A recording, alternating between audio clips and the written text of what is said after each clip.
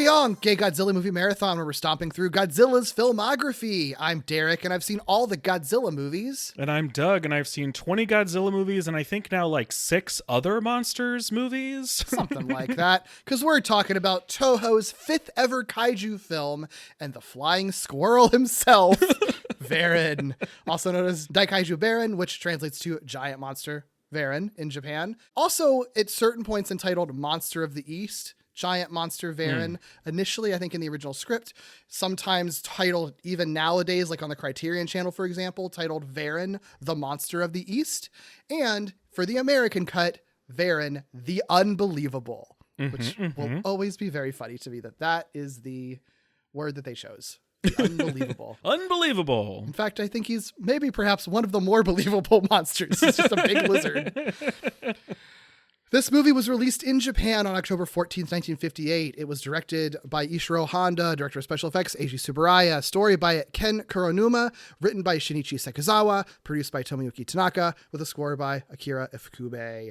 We'd like to take a quick moment to thank our spectacular patrons, Bo, Carl, Katie, Jason, Zoe, James, Keith, Cody, Toby, Hamish, Blake, Jace, Joe Jack, David, and Chelsea. Thank you. Thank you so much.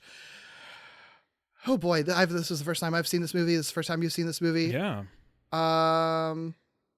What do you think? Varan the monster is very cool and a pal, and I can't wait to draw him because his design is sick. He's such a little freak.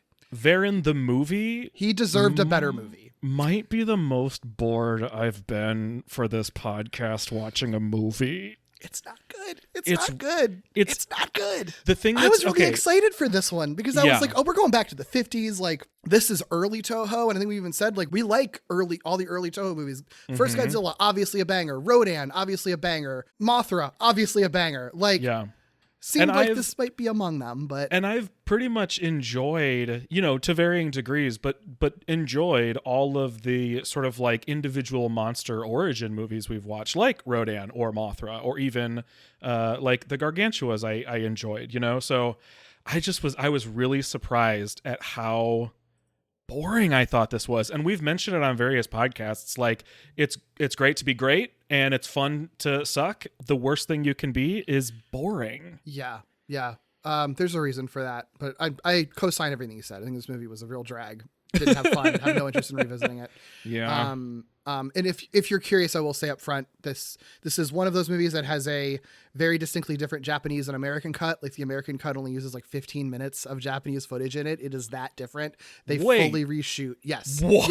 Yes. Okay. So I'm bringing that up right now because there might be people who've listening who like grew up with the American cut of Varan. And that's not what we're going to be talking about. If you grew up with the American cut, is just a totally different movie. They really did full Power Rangers of like only using some effects footage and building a new movie. I think, and because it is so different, I would like to propose that maybe somewhere down the line, maybe even like towards the end of the life of the podcast, we'll just do a bonus episode that's just about all of the biggest swings in re-editing and recuts and redubbing of movies, because there's been multiple ones that we've encountered that we've talked about to varying degrees, and I think they kind of maybe deserve their own episode. Yeah, and I'm very agreeable to that, especially with Varan, because you told me like, hey, heads up, the American one's very different, but I didn't know it was like all but 15 minutes different, and so I watched Varan and was like, that was really boring. I don't think I'm going to watch the American one, assuming it was like very similar, So, wow. Okay. I am once again intrigued. Maybe not excited. But I've heard the American cut doesn't really improve it. It's just a different boring story. Oh no. So it's so many opportunities. I don't know. I didn't, when I realized how different it was going to be and decided we would do a different episode on it, or decided I was going to propose doing a separate episode on it, I was just like, I'm not even going to waste my time watching it right now. We'll save that for a later date. So again, put a pin in that if you're a listener who is familiar with the American movie. We will talk about that eventually, probably in the same episode as like Gigantus the Fire Monster and like the King Kong update and everything like that. So we'll save that for later. We're strictly going to talk about the Japanese one just for the ease of conversation here. Yeah. The reason, really, I think that this movie is so boring is that it was supposed to be a made-for-TV movie. So, okay, yes. So basically, the American cut of Godzilla in 1956 was playing on TV in America. Okay. Did really well. Rodan plays on TV in America, does really, really well. So the motion picture division of ABC, like the network we're all familiar with now, their motion picture division, which was ABPT Pictures at the time, they specifically reached out to Toho being like, hey, your monster movies do really well on TV for us. We would like to co-produce a made-for-TV monster movie. You make it, give it to us, and we'll do what we want with it from there, basically. Sure. So the idea is that they would make this made-for-TV movie that would be broadcast in like maybe around 3 30-minute episodes each. So it'd almost be like a mini series in a way. Okay. Made-for-TV movies were relatively unprecedented then, especially like a Japanese movie on American TV. But it was a thing that was being played with at the time. Like I think it was early days for it. So it still was kind of a big swing to have this idea and propose it to Toho. Okay. So it was specifically be made to be something to be shown on TV, have fade ins and fade outs for commercial breaks, just as you would expect. It was not meant all to be in one sitting. Right. Exactly. And part of the reason that this collaboration was going to work at all is because, Tanaka did have a relationship with ABC because at the time they were already beginning to work together on collaborating on a Godzilla Raids Again adaptation. We talked about it a little bit, I think, in that Raids Again episode, is that like the early idea was that they were going to do this like volcano monsters movie where America used the effects footage of Godzilla and everything and then built a new movie around it, a la what Power Rangers would do later on, right? Yeah. So that was sort of the idea, so I think the expectation was like for Varan, it would probably be the same thing. They probably would show it on Japanese television and then America would recut their version and show it on TV as well, Yeah. So because they expected their work to be chopped up, because it was going to be a TV thing, because it was going to be a lower budget for television, like they were specifically going into it with the intention of it not being anything special. Like as in like Tanaka specifically told writer Ken Kuronuma to quote, come up with anything for the story. So Kuronuma was sort of like creating just like, okay, I'll just make the most basic ass giant monster movie idea to the point that it was like Godzilla was popular on TV in America, Rodan popular on TV in America. We'll just combine the two. It's a reptilian sea monster who flies. Yeah. There you go. Yeah. Yeah. What's funny is I didn't even think of that. Like obviously it is very like Godzilla but flies, but I didn't even think of the Rodan side of things. Right. And then Shinichi Sekizawa is brought on to actually write the teleplay. We know him after this for writing things like Mothra and King Kong versus Godzilla, Ghidorah, Three-Headed Monster, like, and so on and so on. He writes a whole bunch of Godzilla stuff. Most of those movies are really good. This is his first kaiju genre script for Toho, which I think again speaks to like, they're just making the movie. They're even pulling like a new writer in to like write the script because like who gives a shit. That ends up working out for them because this ends up being kind of a testing ground for him because elements that end up being in stuff like Mothra and King Kong versus Godzilla like are in this movie, like an excursion to like a remote island or area, and then they're turns out to be a monster who's worshipped by the locals. Like you see that done in future movies that are better. Yeah. It's done. This is kind of the first time that it is done in the sort of kaiju universe, Because it was being made for TV, it was shot in black and white, even though by 1958, color film was happening and expected. I wondered about that because Rodan would have been, 56 and was like stunning. Yeah, right. So shot in black and white, shot in a TV aspect ratio rather than widescreen. And so because no theatrical release was planned, it was also just specifically made on the cheap, right? And this even went down to like Tsuburaya himself, who was like asked to kind of cut corners. So a lot of like the creature designs and the sets and things like that, like, they're a little bit like they didn't put as much money and time into them as they were at other contemporary movies at the time. Yeah. And they recycle a lot of footage from Godzilla and Godzilla Raids Again. Like once Varan is in the city, all the explosions and shit like that are basically just things we've already seen, especially in Raids Again, right? So the problem comes when ABPT collapses as a movie studio, which means that their deals with Toho just like go into the dumpster. So that means the Raids Again adaptation and this movie, they're just gone. So for Raids Again, it ends up being picked up by another studio, and then they do the different dub of it that we talked about in Raids Again. For this movie, they were like in the middle of filming it, so they'd already been doing substantial work on it. So the question is like, well, our deal's off. Do we just trash this, or do you try to turn it into something? So Tanaka decides to retool it instead for a theatrical release in Japan to make some money back. The thinking being that they already didn't spend a whole lot on it to begin with, so like might as well release it in theaters. It's going to make more money back just because the budget was already lower. Sure.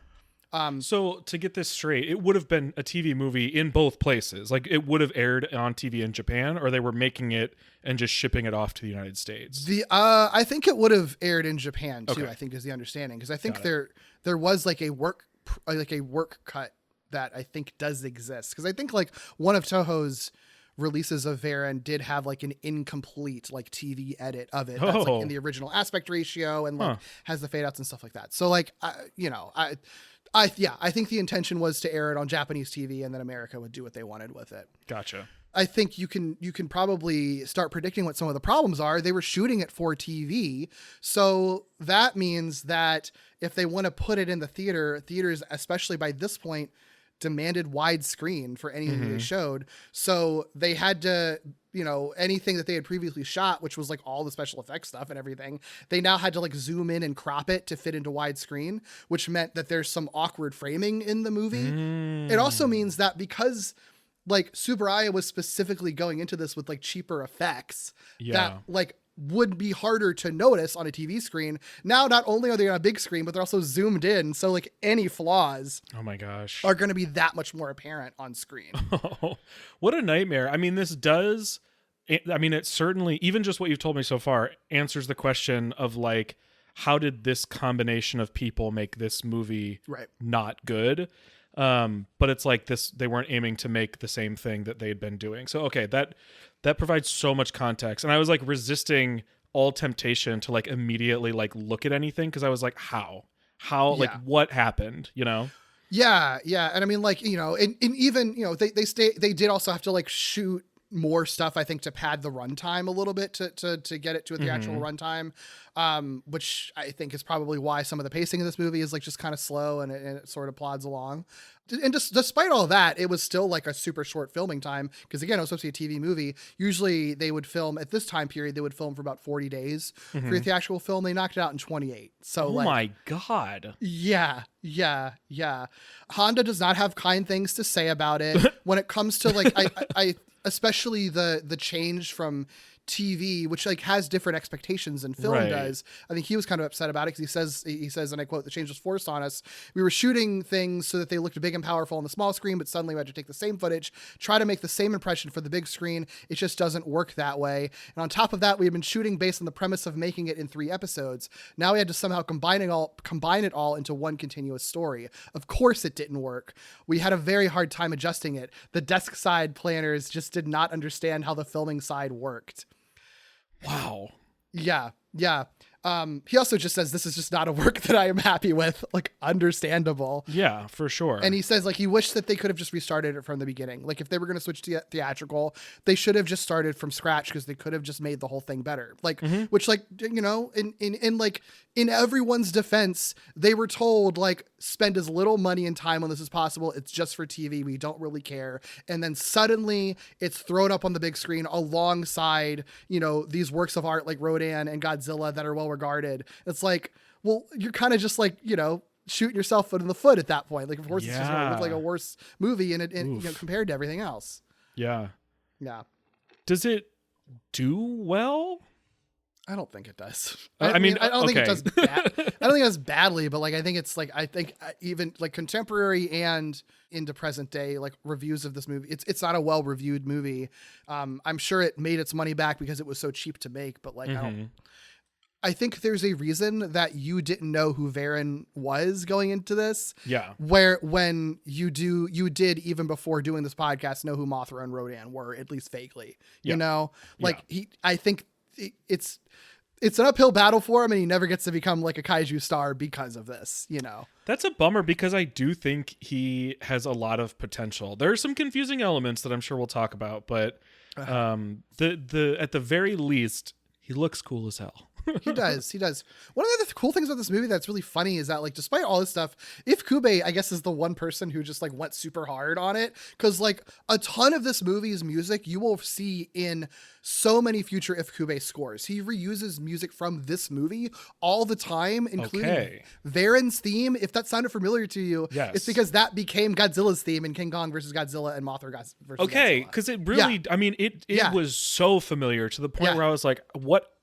Like, I mean, I asked so many times what happened here, but like I was asking like, how is this so similar to other things? I didn't realize it went in the other direction though.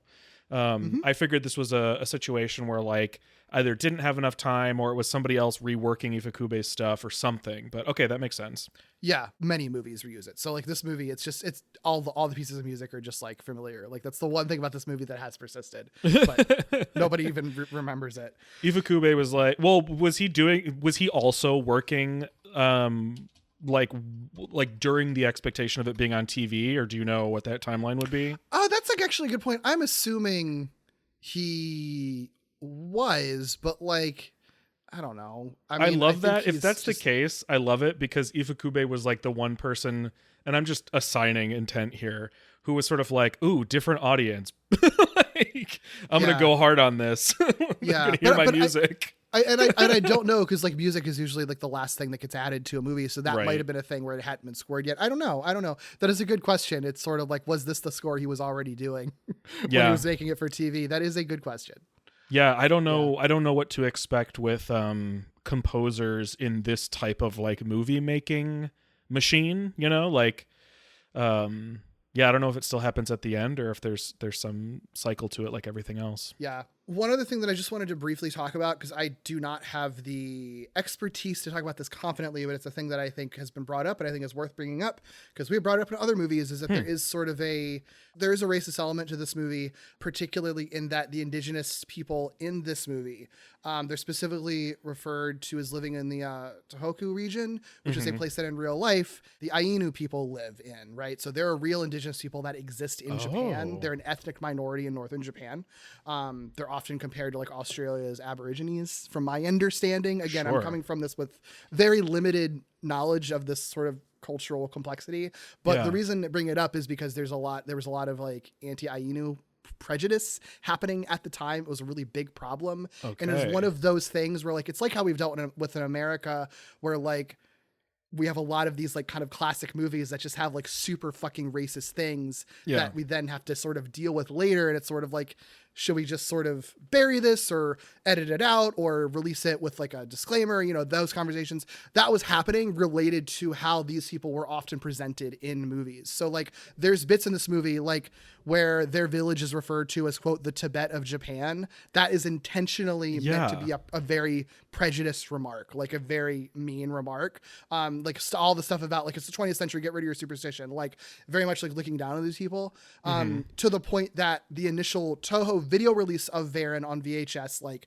many, many, many years later, like actually edited down the movie to remove stuff that they considered offensive, including that line, for example. So, and then all that content ends up getting re-added back in future releases. So like what we watched is like the full original edit, but like they were sort of dealing with that and reckoning with their sort of like, racism of the 50s, just like we have, in our culture. And I guess pretty much every culture has to one degree or another, which was just interesting to read about. Cause like I watched this movie and like none of that really clocks with me, Yeah. I mean, well, what I did, the Tibet of Japan really confused me. I was like, I clearly just like don't know what this is supposed to mean. Yeah. Like I just culturally don't have the knowledge to understand that was offensive, or if it weren't, like what they even mean. You know what I mean? So I was just like, I don't know what that means. So I guess that's a joke ? For the, I don't know.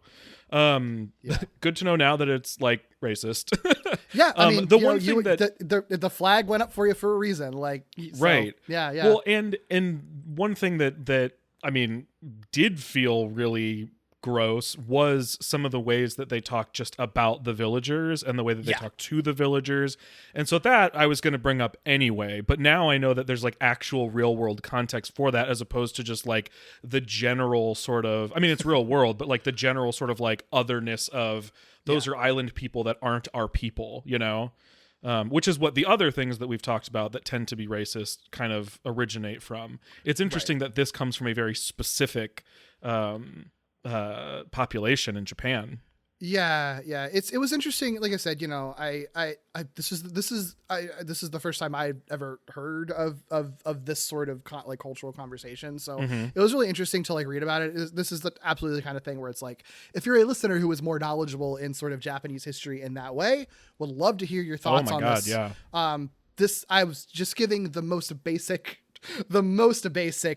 overview based on what I could understand from it, which, like I said, it does feel, I feel like we can relate in the way that our culture has also handled similar situations. Yeah. That makes a lot of sense. Yep. That maybe is probably the most deep thing that I have to say about the movie Varan, to be honest, is it's racism.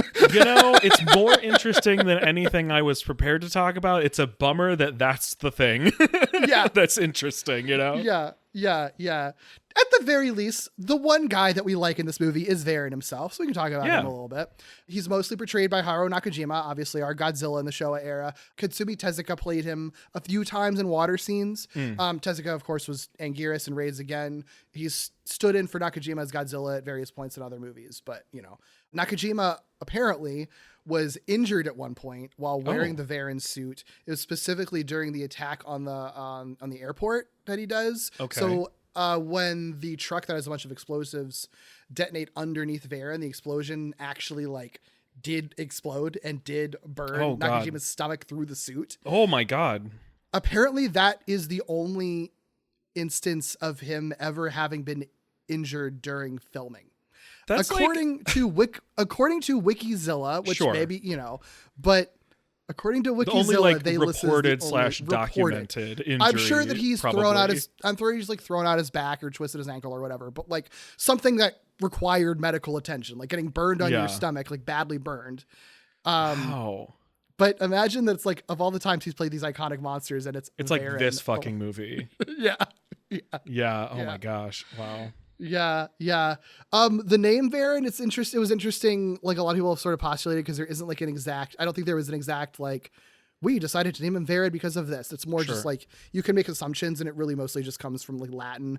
There's the Latin phrase Varanus pater for father of lizards. There's also a genus name for monitor lizards that's Varanus, and the extinct lizard family that's the Varanopidae. Those are all like, the word Varan is in all of those. So gotcha. Any combination of those, it makes sense how they would come to Varan at some point.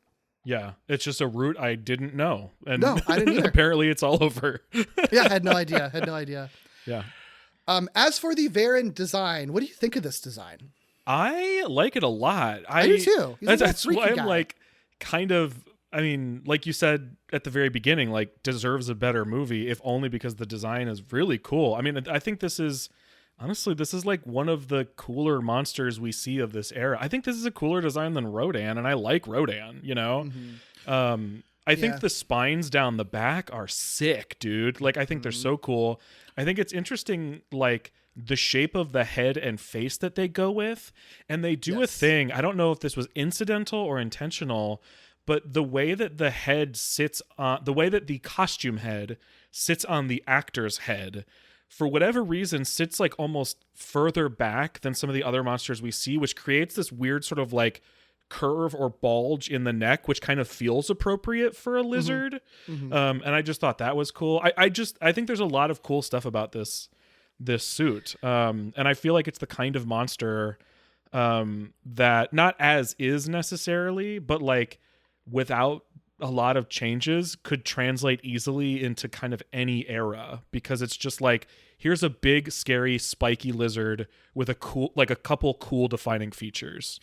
Yeah, I agree with that. I do think that there is something distinct about him from this era, though. Like, I think that there is something to the this specific like Godzilla raids again type time period, because I feel like he feels so in line with Anguirus and the raids again Godzilla. Well, yeah, you mentioned like a combination of Godzilla and Rodan, but like you can very easily put Anguirus in there too, because this is a monster that can stand on 2 feet, but often is walking on all 4, and so you get even the same sort of like posture as Anguirus when it's on all 4, because you can see like the man's body on his knees, you know. Yeah, I love it. And so much. it doesn't have like a full on like ankylosaurus type back piece, but there is some sort of like seam where its spikes are. So it really is like kind of a combo of all the things we've seen. Yeah, and I just think like there's something to like how beautifully ugly his face is with all the ridges and everything. It's not that future kaiju don't have that, but I think it's like more pronounced in the sort of raids again sort of sphere that Varan is sort of part of, where it's just like there's just so many ridges and lines and bumps on the face that almost like makes them feel kind of like just sort of grody and deformed in a way. But you know what's interesting though? It's there's a lot of bumps and spikes and stuff, but it's still like quote cleaner than what Godzilla is around this time, because Godzilla is supposed to be this like scarred sort of like atomic burned sort of mutated thing. And so there's sort of a specific type of grotesque that Godzilla has that's sort of as a result of external forces. This guy is like a bit more symmetrical and is a bit more distinct in some of those spikes, as opposed to it just being like scarring and craggly, you know? But you're right. I mean, the way that his face is designed is like, there's something like kind of like gross or monstrous about it in a way that like isn't cute in the way that some of the other monsters we talk about are monstrous and are kind of cute, you know? Yeah. He's just like a little fucker. Like I love that he's just a little mean little fucker through a lot of the movie. And I feel like his design reflects that. I like it. I like it. And I think this movie has made me appreciate raids again a lot more. Like I know I was really hard on that movie, I think we did in the podcast, and I've very much warmed up to it. I don't think you're necessarily wrong to be though. But I've warmed up on some of the specificity of it, and I think for one, when you compare the two, because they're both relatively around the same time. I mean, this is like 3 years later, but like still around the time period ish. I feel like it's like, okay, this is what Raids Again could have been. At least Raids Again has some juice to it and some ideas. But also the positive side is that it's sort of like, it makes me retroactively like appreciate the Anguirus and Godzilla designs in that movie, because I feel like they're so unique. Like Toho Kaiju don't really look like this after that movie, and Varan, like I said, is kind of a piece with that. It makes me kind of just appreciate that aesthetic a little bit more, you know? Yeah, that makes sense to me. Yeah. This is funny. The scales on his back, they're molded from peanut shells. They're literally actual peanut shells. Wait, kidding. Wait, hold on. So, like the scales you said, right? Yes. Okay, not the spikes. The scales on his back. Okay, because I was like, the first thing I thought, I had to like really use my listening brain, because at first I was just thinking the spikes, and I was like, how the fuck did they do that? But okay, scales on the back makes way more sense. It would be funny if I listened back to this and I said spikes. I'm pretty sure. No, you didn't. You said scales. Okay, It just took me a second to like process. Yeah, so like the suit was designed by the Yagi brothers, funny. And apparently they literally just like had a lot of peanuts because one of their relatives like just sent them a bunch of peanuts and they were eating it, and was sort of like, what if we just like, we have a bunch of these, we have plenty, we don't, if we're doing this on the cheap, we can just use peanuts we already have, use the shells. They like pressed them down, mold them, and then they make them into the shell. Like they paint it. Obviously, they paint it. I know. I was gonna say like and then they just had to put something over it so that it's not, you know, you don't see the edges of the peanut shells, I guess. Right. That's so wild. Yeah, it's so funny to me. The texture's really cool. It's like kind of almost like coral. Yeah, no, that's so true. Yeah. I think it makes a big difference. The back spikes, you mentioned them. I think the coolest thing about them is that they're like kind of like translucent. Okay. I was wondering about that. Yeah, they were like just a bunch of vinyl hoses that the suit maker Kaizu Murase just got from a general store, and just like cut them from that. Like they're literally just vinyl hoses that I think were already like transparent, wrap them in pieces of a semi-transparent vinyl sheet to make them less transparent. That's it. Oh my God, dude. It's all. This shit is so cool. This shit is so cool. And you can't do it anymore unless you are like totally indie production. Like nobody would ever allow for something like that, and it wouldn't show up the same way, like the things that you could do based on how you were making movies and the screens you were watching them and the expectations, especially with the expectation being that it's on TV. But I was wondering about that, and like it's so wild because they do just look like, I mean, they read perfectly as just like sharp spikes, and now I'm like imagining like how they had to actually like cut it to make it look like that. It's movie magic, man. Like it really is. It is that is a downside to TV resolution in film and TV getting better. Like you couldn't just cut up a vinyl hose and put it on a monster for an HD production nowadays, because even if people were open to suitmation, which many of them aren't, right. They would just look at it and be like, well, that just looks cheap. It looks like you made it homemade. But like, I love that it's homemade, and I kind of do. I miss that ability to just take a bunch of shit from your house, throw it together, and make something look fucking cool that does not look like you pulled it from your house. It honestly is like, not that I'm like a costume maker or anything, but like it's like encouraging in a way, because it's like you really can make something that looks as cool as Varan, and I think it looks genuinely cool with really ordinary things. I mean, I think that this type of mentality and like thriftiness lives on in cosplay, I think is really what totally. it is. I know it totally reminds me of like the incredible things people pull off for cosplay. Yeah. But it makes me be like, could I just make a Varan suit? Like, I know that, right? I know that these guys are also like professionals and like Yeah. really amazing designers and really smart artists, but in terms of the actual equipment it would take to do it, I could physically make a Varan suit probably. Yeah. I don't know that I would have the skills to make it well, and it probably would take a long time, but the fact that I could feasibly do it is pretty amazing. Yeah, I think it's cool. I mean, it's documented enough it's that you really don't necessarily have to cool. like figure out as much as doing it from scratch. Right. Like it would be hard, but but it's not like I'd have to break the bank or like find some special material or 3D print anything or whatever, Well, I was assuming, because I wasn't 100% sure because it was hard to tell on black and white, but I thought they were translucent, and I just assumed that they were like resin or something, which would have been something that's much less accessible. Right. It's very cool. This too, I fucking love this too. Okay, so like the suit's eyes similarly translucent. Obviously, you can tell they have the lights inside, which is very cool. That Varan has like light up eyes, which is really neat. Yeah. The thing that I love most about it, his pupils, just magic marker. They just drew them on with magic marker. Yeah, Fucking love that. Makes so sense much. to me. Yeah, I can love it so much. This is very much like the same vibes as when you learn about all the things they did in, I mean, this is black and white too, but would do in black and white movies, because they don't have to worry about specifically what color things are. Right. They just have to worry about the values. And so like learning that I don't know if this is true or not, but I feel like the Addams Family, people talk about the house being like pink or something, right? Or like it was like painted a weird color. Mm-hmm. You just wouldn't think. Or like the things that they would use for blood that they had to stop using because of color. Right. There was also a full body flying prop and a hand operated puppet, which was common around this time. Obviously, you can tell, especially when he's eating the flares, it's a puppet. Mm-hmm. I think they were both like half size, but otherwise, I mean, like they weren't breaking the bank for this, so they didn't do anything wild. They had the suit, a puppet, and a little flying prop. That was really where it landed. Yeah. The only other interesting thing about him is Tsuburaya. One thing he was really unhappy with is he doesn't like how muscly Varan's actual body is. And I think I don't think you notice it as much in the movie because he's on his all fours often. Yeah. And if he's like, when you see him spread out, he's like flying in the air or whatever. Yeah. But I have a picture of him in T-pose, and I think you can really see what Tsuburaya is talking about. Okay. I love this picture because it looks like he's like being crucified like Jesus. Yeah. Varan truly suffered more than Jesus, and he deserves better.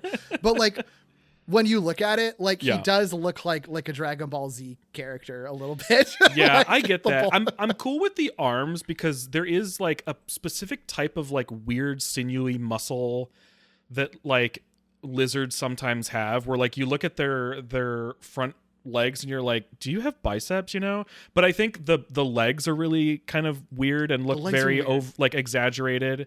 And I truly don't understand what this muscled down his torso is supposed to be. I don't know. Even Godzilla kind of has that a little bit sometimes. I think it's but Godzilla has titties and this dude very, very much does not. That's true. Yeah, it's weird. It's a weird choice. I still don't think it ultimately matters in the movie because you don't really see him in this position very often. No. But I don't disagree with Tsuburaya that it was a bizarre choice, and I don't really understand the thought process of making him a fucking bulked up bodybuilder. Yeah, that is really strange. Fortunately, when you would see something like this, it is, like you said, flying, so it's just like an entirely different prop. Yeah. His roars are a mixture of different Rodan screeches with several Godzilla roars, which you can tell, I think, very much. I know, it's funny too, because I'm usually not very good at that, and I was like, I can hear Godzilla in here. Like, I know that he's in there somewhere. What's funny though is that Varan is a mix of two previous monsters, but then that mix ends up being reused by other creatures later on. Like Baragon kind of uses elements of Varan in his roar in Frankenstein versus Baragon. Gorosaurus uses some of this, and a bunch of Ultraman kaiju use this roar. And also apparently in Abba Ranger, the Styracosaurus, the one that in Dino Thunder is the Triassic sort. That one. Whatever that one is. That uses that actually is in a fun throwbacky way, just uses the Varan roar. That's so interesting. You know what's so funny to me about the roar thing in general is for some reason I just would have assumed incorrectly that they would have been trying to give each monster its own signature sort of sound. And it's not like they're just fully, copying and pasting. They're still remixing it in different ways. But it really surprised me that how much their roars overlap and get mixed into each other, or get pitched up, down, whatever, just to create a new one. Yeah, it is a little weird when you look back and realize how often that happens. Yeah.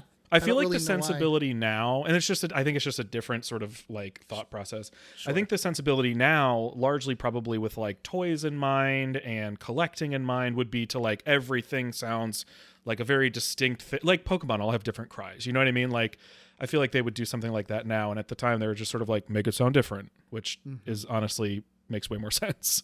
Yeah, absolutely. I'm sure we'll talk about Varan more and what he does in the movie, but I want to run through some of the humans quickly. Yeah. If you want a thing to point to that this is originally a TV production, it's the cast, because all the cast members are people who were just TV people or in supporting roles, and this is the only major thing that they've done with one exception. Well, yeah, one big exception, and then the only people I recognized outside of the one big exception are people I see in the background all the time. Well, Akiko Hirata shows up as a doctor, but he's just always doing Toho favors. He's one of the company man. Yoshio Shichiya, who's the Planet X controller dude, lead Zillion guy.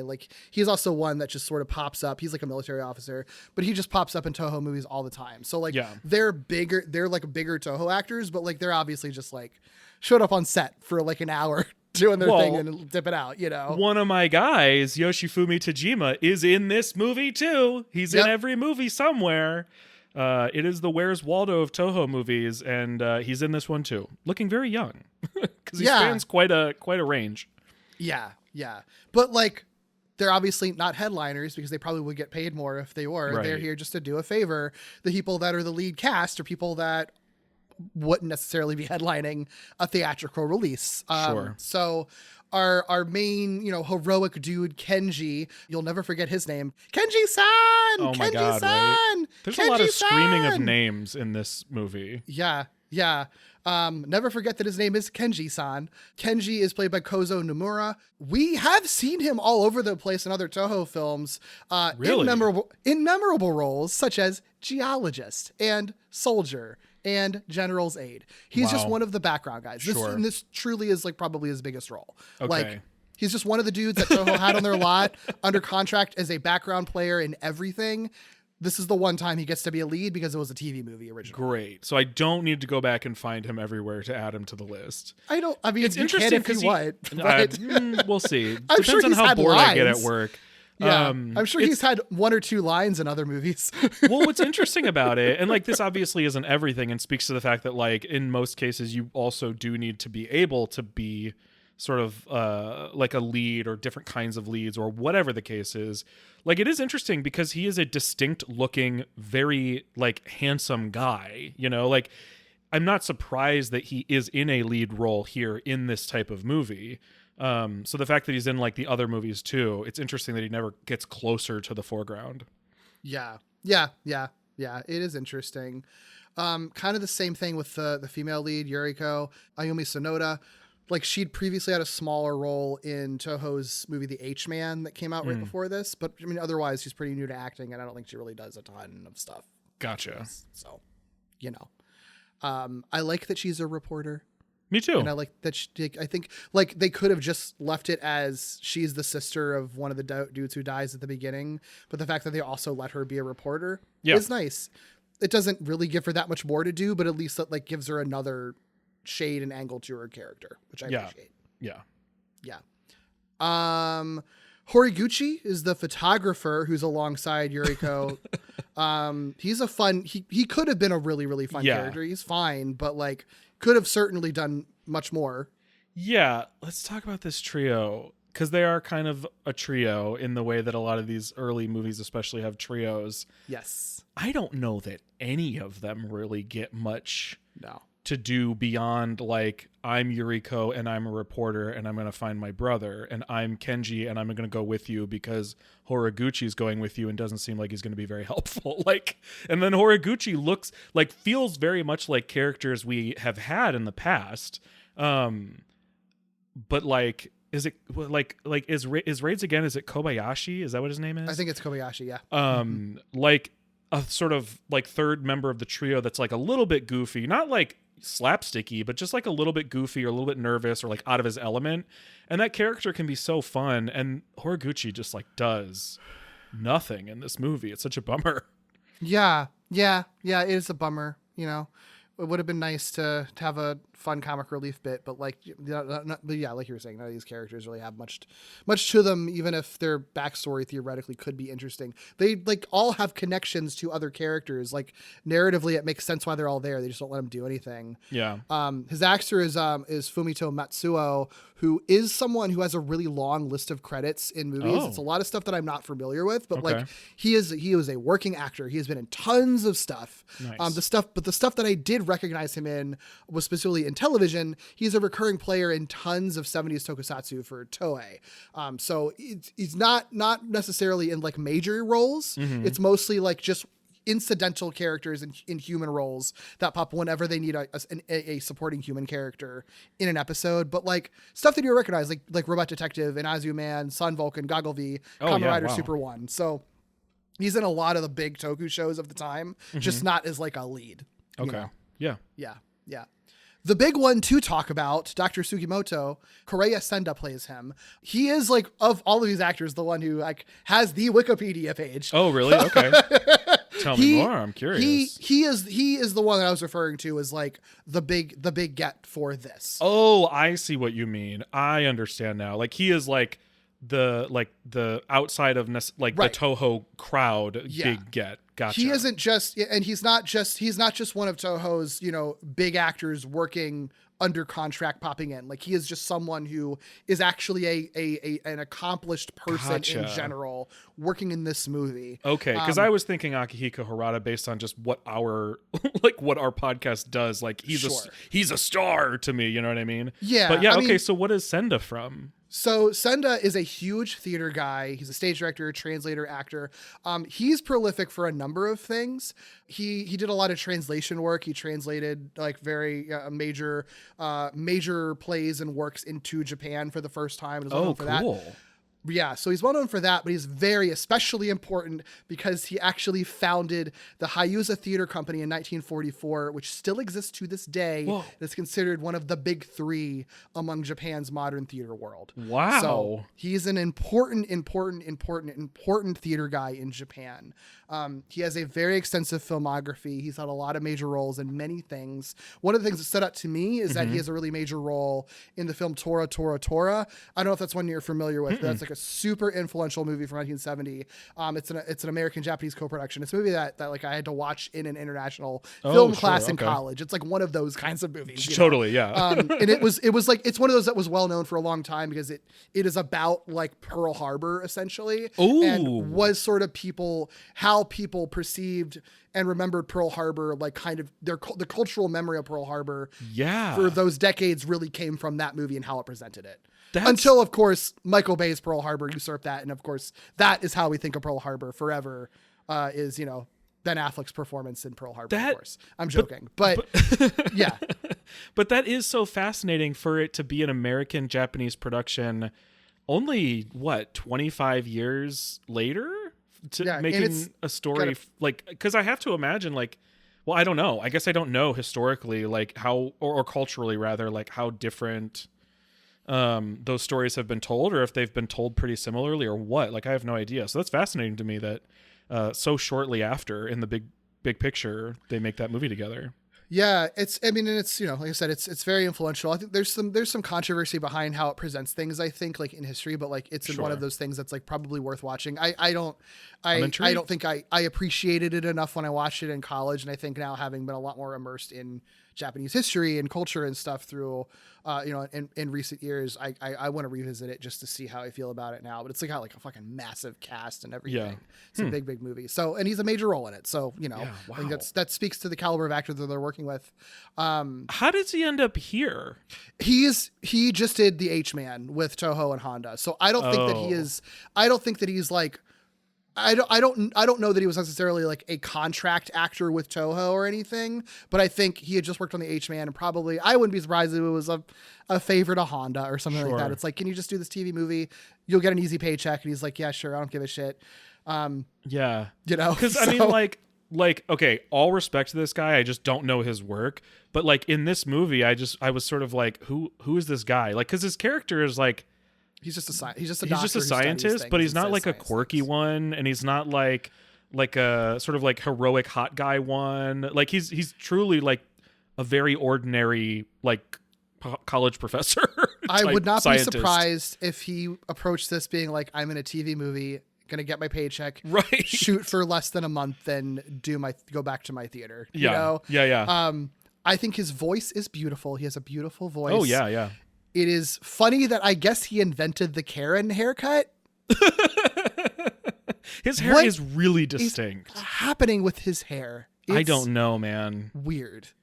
And what's funny is I know that there's obviously styling for movies at this time too, but because they're making movies so frequently and oftentimes, I mean, this wouldn't apply to him, but so frequently, and so many of the players are the same, it's not like their hair is being drastically changed for roles in these movies, Mm-hmm. Unless it's something very, very specific.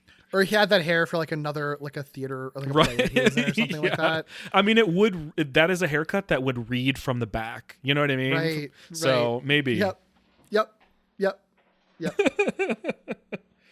But yeah.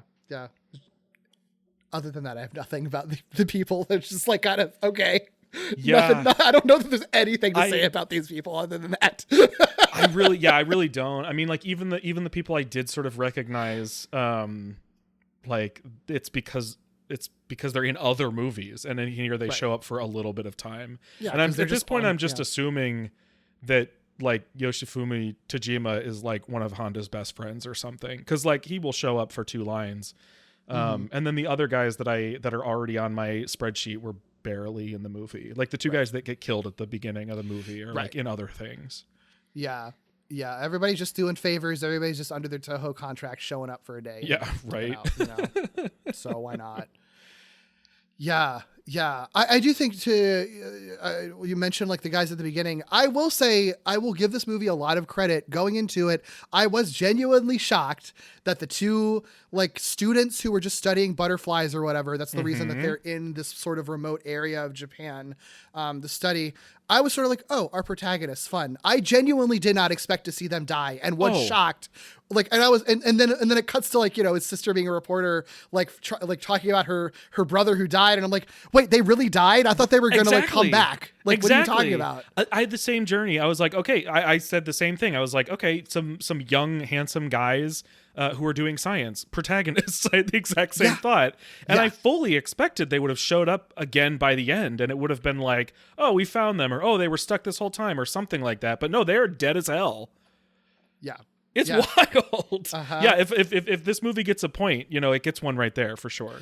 Yeah, I mean, it doesn't pull any punches in that regard. Like, yeah, it kills those dudes. It has no issues like decimating that entire village and killing people and stuff. So, there is some darkness that's present in this era of Toho movies that eventually kind of fades away later in the show era, which I do appreciate at least. Yeah, I think there's a version of this movie that is more of a horror movie that's specifically like the relationship between, Varan and that village, being a small village that's sort of in the remote. I know. It wouldn't have happened at this point, but I think it would have been, but I agree with you. I think that's a big problem with this movie is that like the story of it really is, if you want a summary of this movie in a nutshell, it's that there's a village who lives next to a lake, and there's sort of like, there's a monster in that lake. So we don't go near that lake. We stay away from them.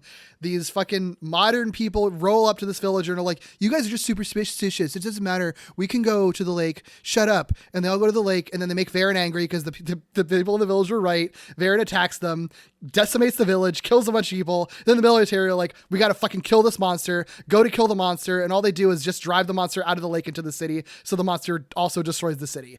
Yeah. And then they kill the monster eventually and are sort of like, humanity prevailed. And it's like, you guys fucking caused all of this. The monster was just chilling, and the villagers kind of had their system set up where they just don't go to the monster's territory. Like, and there's no lesson they're not doing it to like criticize like people for impeding on nature. It's by the end of it, it's sort of like rah humanity for defeating nature when they caused all the problems to begin with. It's very strange because we've obviously seen movies to this point that are about like the consequences of humanity, and like nature or whatever sort of like biting back, and like Godzilla, obviously.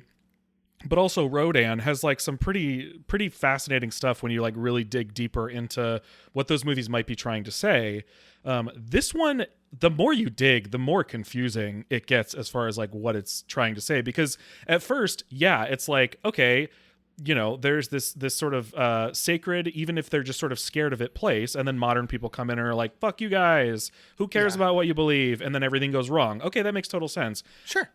But also like, the villagers are totally cool letting like a child like and his dog go get killed because they're afraid of the monster. So it's like, I don't really know how I'm supposed to feel about that situation. It doesn't make me feel good about the villagers because the people making this movie obviously don't have respect for the people they're basing these villagers on. Right. So it's not like the villagers themselves represent in like a good way necessarily like a oneness with nature or a reverence for like a deity of nature. You know what I mean? Like it's strange. It's confusing.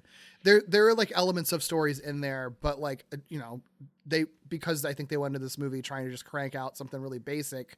Like none of those things are things that are explored or are really there for a reason, it's really. Kind of a movie that like almost entirely lacks any sort of like thematic depth. Yeah. And it's just a bummer because you can see where directions that they could have taken it that I think they would have, Yeah. If they had made this to be a theatrical movie, with any thought put into it, I think that they would have. I think Hondo would have had something to say about people sort of like invading other people's spaces and right. And sort of the hubris of like thinking you can control nature and instead like causing it to wreak more havoc on you. Like it's not stuff that we haven't seen in other Toho movies, but like you still could have done it here. Yeah. Yeah. And it wouldn't be that hard. 'Cause like all of our sort of quote modern protagonists like show no respect whatsoever for this village and its space and its customs and all that. Like, and they don't feel bad for getting these motherfuckers killed either, not even a little at bit all. Not even a little bit. But that's like, so that you could so easily build so much off of just that alone, you know? But yeah, I mean, they don't, there's no comeuppance for the modern people outside of the two getting killed at the beginning. And I don't think anyone's sort of like, dang, they shouldn't have done that. You know? I will say, I love that the dog that, you know, the kid is running after in that scene that like causes, you know, all that basically leads to Varan attacking everything. The dog's name is Chibi. Chibi. I think it is adorable that its name is Chibi. Chibi. Yeah. And I think the mom having like, you know, screaming, crying, like having a breakdown and her kid basically running to his death. She's really good in that scene. She's great. Yeah. Like I was very emotionally affected by that. You know, and then everything goes very badly after that. It was sort of like, okay, but that element of like, you know, this sort of collective fear that's causing these villagers to like let a child run to his death because they're too afraid of angering this monster. Like, I think that's a really interesting conflict. Totally. That I wish could have gotten explored more. Totally. And I think there is a way to balance that sort of, like to balance the sort of like respect for the specific culture that lives in this area next to this monster and the sort of modern sensibility of like, yeah, but you can't let your kid go die for this. Like, I think there is a way to bridge that where like both sides of this sort of take something away and go through a journey, you know? And there's like more nuanced ways to do it too, because like at the point at which our you know, modern protagonists are sort of like, it's the 20th century, you guys, get with it. Like the whole village is like, oh my God, you're so right. Like, there's like no subtlety. Weird. There's like no like there's no one's has, they're just sort of like, wow, I've never thought about that way. Yeah. It's there's so much potential for like characters in the village to have mattered. It's funny because like we've seen like really unfortunate portrayals of like indigenous people in other movies where they're sort of like, they're savages or whatever, right? Like that sort of stereotype. This is sort of the other side where it's sort of like they portray them as being very nice and very welcoming, which is great, but they're also very stupid and very ignorant and very naive. Like that's also, so it's sort of like, oh, this is sort of like a different kind of like frustrating, upsetting, racist portrayal too. Like, this is the other side of it. It's really rough. I mean, neither one of them is good, but one of them is sort of rooted in the like, you know, like, oh, they're so strong and scary and savage, right? And this one's just sort of like, wow, they're useless and dumb. Like it's so bad and so uncomfortable to watch. Yeah. I don't know. I think anytime Varan is coming out of the water, it looks really cool. Oh, like totally. There's a water like bulge emerging moment in this movie. Again, every time that happens, and it keeps happening earlier and earlier, I'm like shocked because it just feels like such a modern thing for some reason, and they pull it off wonderfully here. Yeah. And like, again, there are genuinely eerie moments like that. I think is really good. I think it is really eerie when the military does show up, like puts their chemicals in the water because they just want to fucking murder this creature, but then kills every other creature in that lake. So all the fish are dead now. Yeah. I'm telling you, there's a horror movie in here, like just desperate to get out. Yeah. You know, and of course that's what drives Varan to like fly away. And I do think it is like, I knew going into it that Varan was a flying squirrel dude, so I wasn't like surprised when he opens his wings. I was waiting for it to happen. But if you don't know that going into it, it is genuinely shocking. And I think meant to be that way. I think in the way that like Godzilla being like, oh, he's already a giant monster and now he has fucking atomic breath. Are you kidding? It's kind of the same deal. It's sort of like, this is already like a lizard monster that just like decimated this entire village like nothing and is surviving our chemical warfare attack, which like, again, wild that they just jumped to like fucking chemical warfare for this lizard creature in a remote area of Japan that has been left alone forever. They don't care about the environment. This is the Tibet of Japan or something. God, fucking bastards. But it's terrible. It's terrible, but like that's already that's enough to make him sort of formidable and scary. Totally. That he just jumps up to a mountain, opens his arms, has a bunch of fucking wings that he unfurls, and then flies away. Like that is pretty wild. I will say it's a little bit undercut by seeing him glide away with a jet engine sound. I think that was very, very, very. I laughed really hard because I was in it. I was like, bizarre. "Oh, this dude fucking wings, and he's definitely gonna fly to Tokyo and show those motherfuckers." You know, it's like, fuck you guys. You blew up you destroyed my home. I'm gonna destroy your home. And then you hear the jet engine sound with the cute little Varan prop, and I'm like, that is the funniest shit I've ever seen in any of these movies. It is really funny, but what's funny is like you knew he flew. I didn't know he flew, so I was like in the moment of like shock. Sure. And then you get a jet engine. Yeah, it's really funny. But yeah, I had no idea. I didn't know that was a part of what Varan. I mean, I guess I didn't know anything. I don't even remember what I predicted Varan to be because I just had no idea or any context. But yeah, I had no idea he flew and wouldn't have guessed it based on what they had already established. So that's a fun thing. You know what my favorite thing, maybe the funniest thing, outside of the jet engine noise about Varan is Varan just seems to have such a strong aura that like the environment around it is like decimated by just like its aura. Like Varan like emerges from the lake and suddenly there's like a wind in every direction that's strong enough to like blow people away and tear down trees. He doesn't it's not like he's flapping wings. It's not like Rodan flying across the sky and like a wake of wind tearing stuff up after him. It's just like if you can see Varan, you better not be too close because a whirlwind might happen. From where? I don't know. That is a good point. Yeah. Because that's a big thing is like they really capitalize on those like windy scenes where it's like people getting blown away and stuff flying everywhere, trees fall. I mean, a tree falls on Yuriko as a result of some of this stuff. That's and when they're running, there's the wind and all sorts of debris is at their back. I just don't know where the wind comes from, and that is very funny to me. Yeah, I mean, and I think that's probably just sort of like a factor of it was of the TV movie low budget thing where it's like they just need reasons for destruction but don't have time to choreograph anything or give them like a beam or whatever, so they just blow some fans and have the models collapse, which it's effective and it does, you're right, it kind of gives them this weird interesting sort of aura that I think could have been played really creepy and scary, that it's like just by walking around he's that powerful, Yeah. And I do like the bit when she's like trapped under the log and like they have to escape before Varan steps on them. Like that is just a fun kaiju thing to happen, Yeah. I can see like so many. I mean, we already talked about like a sort of horror version of this movie. I could see like a version of this movie where Varan's more of a like initially seemingly lumbering type of kaiju because it's either just awoken or something like that. And so then the fact that it flies is like even more shocking because it's like we thought it was just scary because it was big and has like a scary aura, Yeah.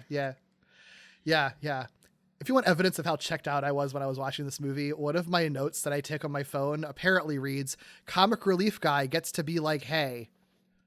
What does that mean? Gets to be like, hey? Gets to be like, hey, like H-E-Y. I don't know what that means. I don't know what I was talking about. I don't know if that was an autocorrect thing or what, but that was a note that I took. I have no idea what that means. But I think it's because I truly had no interesting thoughts in my head while watching this movie. So that was what I was thinking. I mean, I guess there's countless things that technically could apply to. I mean, I don't know what they are, but we don't have to analyze that. No. I think that there's evidence of like nothing specific to even point to. Well, and I wasn't going to point to specific things. Trust me. I was actually going to point out how not specific something is because like the reason I say it could have appeared anywhere is because a large portion or a percentage of this movie is running back and forth between the lake and the village. So like if it was like a significant moment in one of the trips back and forth between the village, I wouldn't even know which one to tell you it was because there's several of them. And I don't know, this isn't the TV movie, right? Like they worked at least somewhat to add to it or change it in some way. But it is interesting to think about like, okay, so what would the 3 episodes have been? And would certain things that are repetitive, would they have felt a little bit better? And one thing that I do think would have felt better over the course of 3 episodes is 3 trips back and forth between the lake, because each episode can have its trip back and forth between the lake, or whatever, you know what I mean? But in a hour and a half movie. It's just back and forth and back and forth and back and forth. Yeah. Oh, that's so true. God, they really are just running back and forth for so much of this movie. In nondescript woods. It's not even like cool model work or anything. Right. It's just like they just filmed him in some woods and that's it. I do love when this movie opens and you have the two students like flooring it through the forest. Like, why are they driving through the forest that fast? Slow down. The beginning of this movie is really weird. There's also like that weird monologue about outer space at the beginning that has nothing to do with anything. I had to stop and go back because at a certain point I was like, I've gotten like 20 minutes of this movie and I don't know how the space thing was relevant. It literally is not. And it's just not. I went back and just saw that it was like, wow, it's that time when humans are beginning to explore outer space and there are so many mysteries in space, but also there are mysteries on Earth and that's where we're going to spend our time. Like, it's so weird. I guess the idea was, for one, just to hook people at the beginning to be like, space, but anyway, now in a remote village.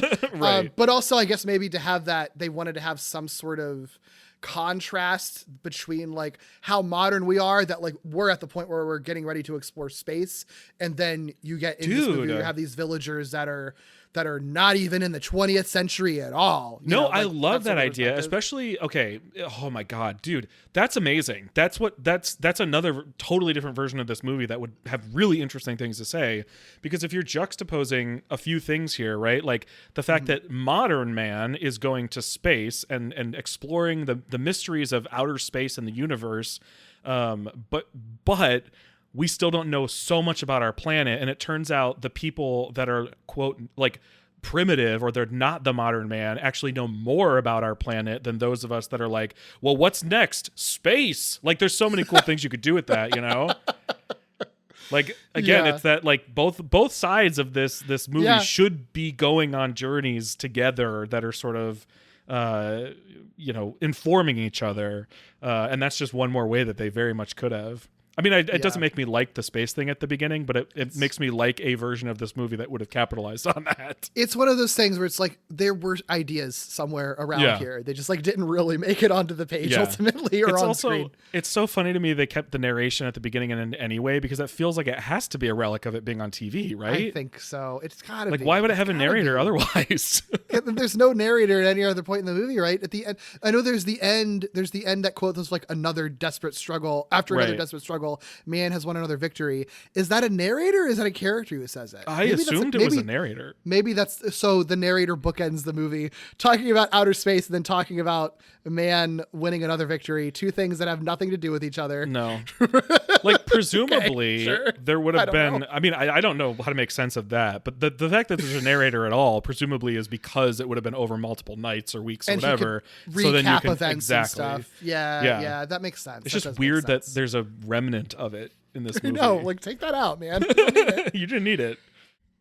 I do think, again, Varan is just such a funny little motherfucker. Like, once he's hiding in the ocean and stuff like that, I really like. Oh my God, him hiding in the ocean. It's so cute because they have the little hand puppet that's just like looking back and forth, his mouth open and his tongue sticking out as the ships go by. And they cut to that many times. It is so cute. This cute, awful little fucker. I love him so much. Yeah, I know. It's so good, him hiding there. It's so adorable. It's such a funny image. And they go back to it so many times and it was funny every time.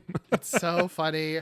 I love him just like slapping a plane out of the sky at one point too. Yeah. Like, I love the idea of Varan being kind of like, I don't think this movie's trying to do this necessarily with intent, but I do like the idea of Varan being like a more childlike kaiju. Like, it's mad and destructive and scary, but the way that manifests, maybe incidentally, maybe intentionally, is often very like childlike and silly. Yeah, I mean, I think that you can read it like that because his motivation really seems to be nothing but, I'm chilling in my home. You people keep showing up here even when I'm telling you I don't want you here. And I'm sick of it. So fuck you. Like, that's kind of the vibe. And I kind of like he just throws it. And, in his defense, they destroy his home. They put a bunch of chemicals in it, kill every other creature there. It's probably uncomfortable for him to stay there. So he says, fuck you guys, throws a temper tantrum and kills their home. Like, I think it's great. It's like an eye for an eye, man. But also, there are snacks floating down from the sky, and I'm going to catch them in my mouth. Like, it's so funny. The flares are so fun. Him eating the flares, the cutest thing I've ever seen in my life. I love it so much. He's just chomping on them. He's just chomping on them. It's so funny, and it feels like the kind of thing that a more childlike or a kaiju that has had no experience with people or whatever would do, you know, like has no reason to be afraid of these things, and it's just sort of like bright, shiny, Yeah. And it also, I mean, I think when you were saying earlier about his whole aura just like causing wind and shit, like his destruction does feel more chaotic than what we normally get from other kaiju. And I think destroying the village is very chaotic. Yeah. And so I think that also probably lends to that sort of feeling that like it just seems like he's a baby, like he's a toddler, you know, just like causing fucking shit up, you know? Yeah, that's interesting. I didn't really think of it that way, but I do think it's interesting. Yeah. I think he's and fun. And he crawls on his hands and knees like a toddler does. Yeah, and then learns or, you know, eventually stands up on his, you know, two hind legs. Yeah. I guess that's what they are. Toddlers don't crawl, do they? Babies crawl. By the time they're walking, you know, there's some symbolic growth there, you know? Yeah, I think that makes sense. I think that makes sense. Yeah, you see him learning to walk and then learning to fly. I don't really know why it's like, yeah, does he walk before he flies, or is it the other way around? I don't know if everything's in order. No, he walks before he flies. Okay, good. Okay, then it does make sense. Then it's great. I like that. Yeah, there you go. So there you go. We nailed it. We fixed the movie. Totally. We found the reading in it. The way they defeat him is with super dynamite. Yeah. Okay. It's so really, funny. Really, just like the most first draft idea you could come up with, dude. Like, if even like super dynamite.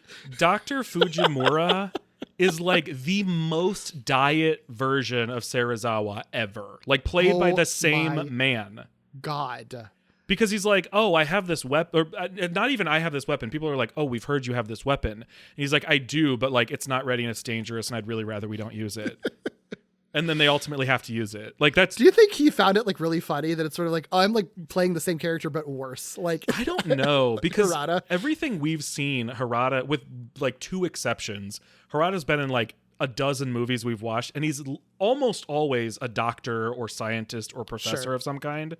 But this is like uncanny. This is truly like Serizawa, but like the worst version, the least interesting, least broody, least. Boring Serizawa is how literally dare all you're like yeah, how could they they really had and then Varan explodes because he ate the super dynamite, I guess. You know what I do like is like I know this wasn't their intention, because I don't think they liked this movie or even making this movie, but and it's a suit, so they wouldn't have done this, but they have props. You don't see Varan explode. So Varan could technically still be alive. But I don't think that's what the movie is necessarily implying here. I think that it's a victory for man to destroy this monster. Yep. It's annoying. Look, that is the thing that another reason I think I was comparing it to Raids Again is like that was the problem I had with Raids Again, is that these people just like provoke Godzilla and then get mad when they're attacking them. Yeah. I'm like, you could have just left them alone. It's the same thing here. It's just like, and if you're, I love that story if you are telling it to be about man's hubris and like framing humanity as causing problems and that they shouldn't have done that. This movie, like that end narration is sort of like, yes, man prevails. We killed the monster. It's like, again, you guys caused the problem. Right. I broke into your home and you didn't like it, and I think that sucks, man. So I'm gonna beat the shit out of you. Right. Why are you mad I broke into your home? Yeah. So what's a bummer is like, I wish I had more to say about anything else in this movie, but when we were talking about War of the Gargantuas, the worst part of War of Gargantuas was that 10-minute stretch that was purely just the military talking about different ways to try to stop Gyra. That's like 50 minutes of this movie is just like the military trying things and then talking about new locations and new things to try.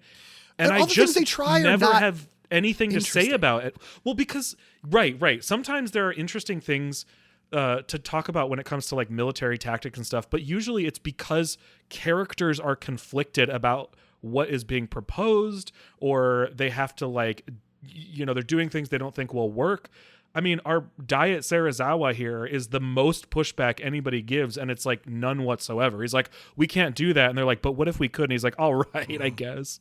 So like, it truly is just like the most boring version of any of this military stuff. And I just never have anything to say about that. It's never the most interesting part for me.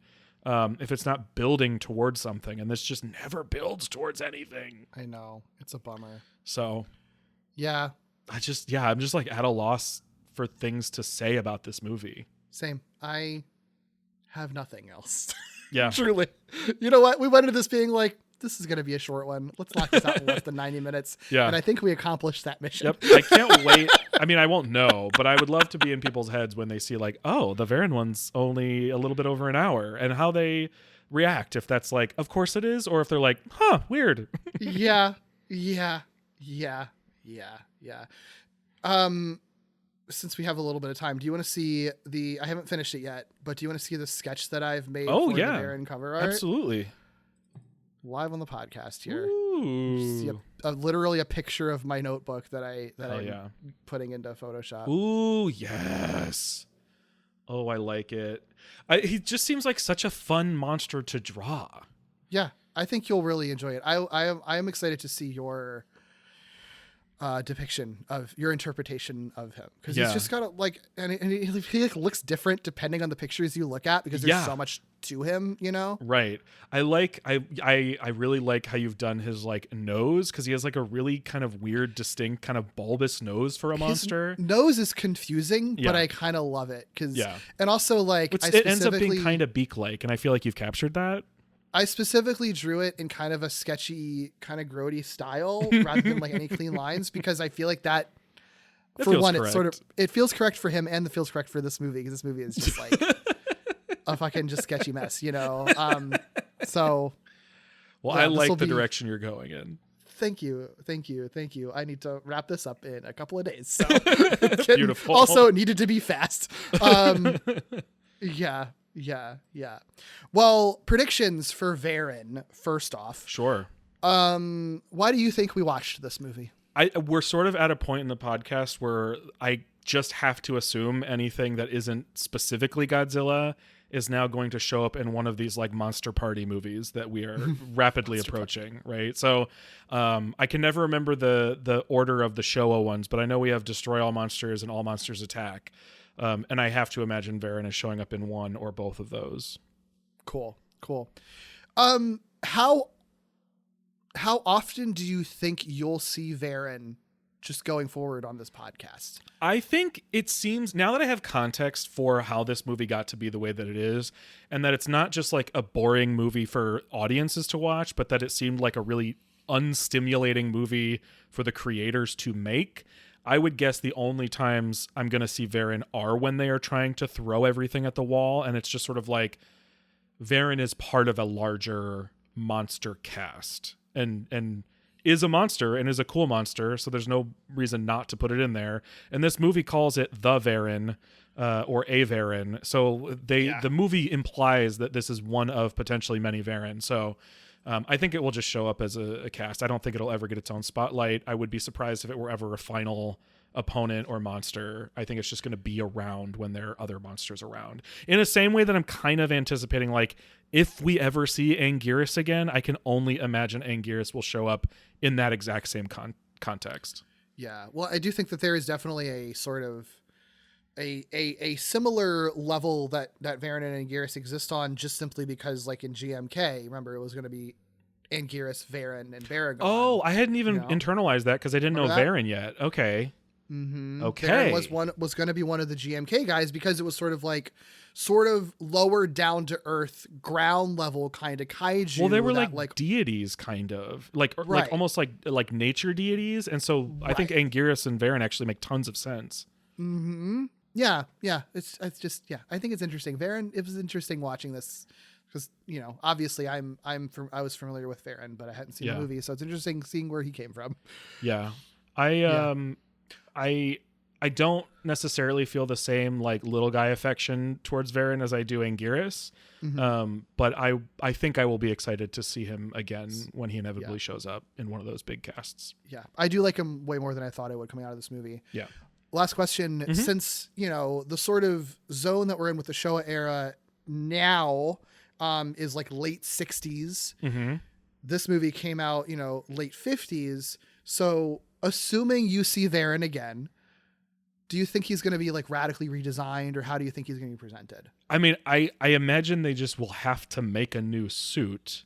I kind of expect he'll be uglier even. Like if he's not one of the high profile monsters, if he's only there because he's part of a larger cast and they have to make a new suit. Well, here's the thing. Either they have to make a new suit or they're pulling out the old one. And in either case, I imagine he will look worse. So I don't know. I don't think there will be a massive redesign. I imagine the wings will probably look different in some way just because they'll be in color and they have to figure out probably certain ways to make elements of him look a little bit nicer on screen. Cool. Well, and he'll be designed for a movie, presumably. So they probably would approach making the suit differently anyway. Makes sense. Yeah. Okay, the next movie that we're going to be doing on June 20th, so just next week, 1 week from today, is going to be a little movie called Atragon. Atragon, which is actually, this is going to be another one that I have not seen, and it's another solo Toho movie, which is unusual that we're doing these back to back, but it's Pride Month in Kaiju, baby. Yeah. What do you know about Atragon? I don't know anything about Atragon. I don't know what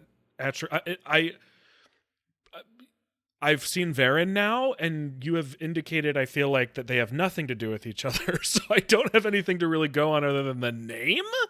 All I know is that it ends in gon. I know a Baragon. I recently learned that there is also a Barugon from a different franchise, I think. And I think both of them are quadrupedal. So all I can assume is that this must be like them, right? I'm sure they're related. So no, I don't know anything. Barugon is from Gamera, and that you're right. Like it is a quadrupedal creature. So like, yeah, I mean, I totally get the track that you're on. Does gon equal quadrupedal in Kaiju parlance? I don't know.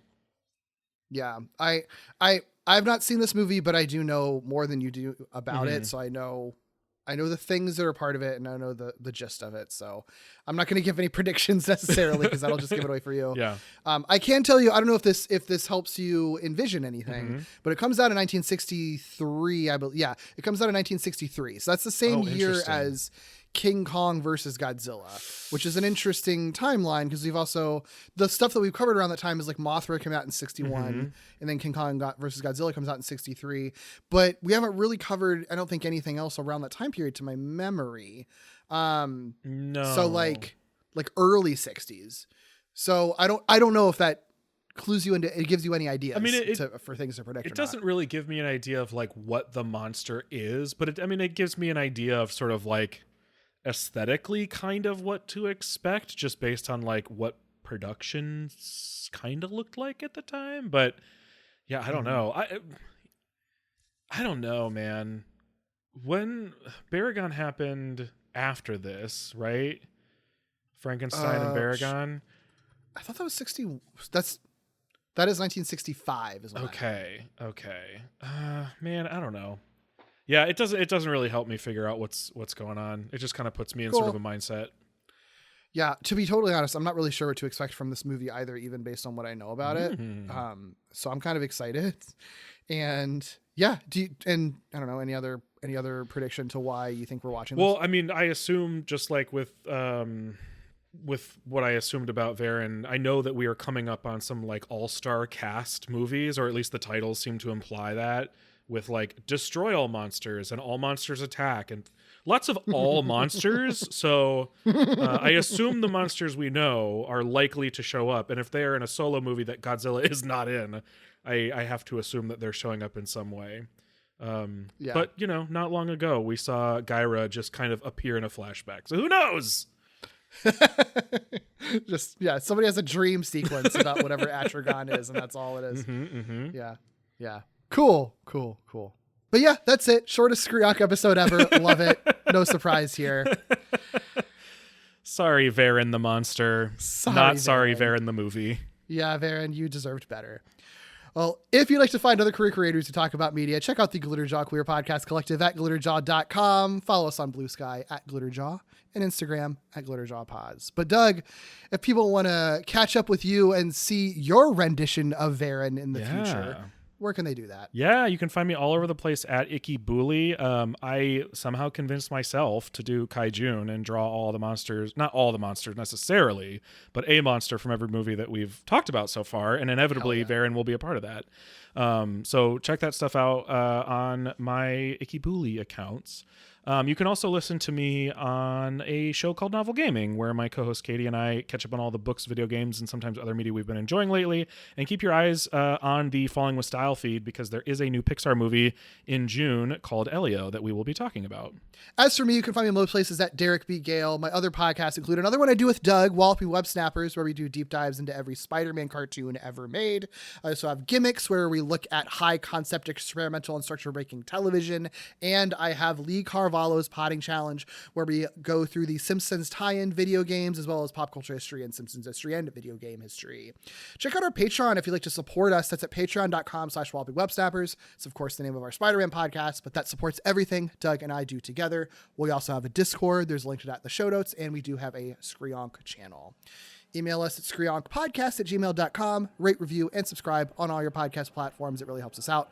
And join us next week on the 20th for another solo film entitled Atragon. Ooh, see you then. See ya.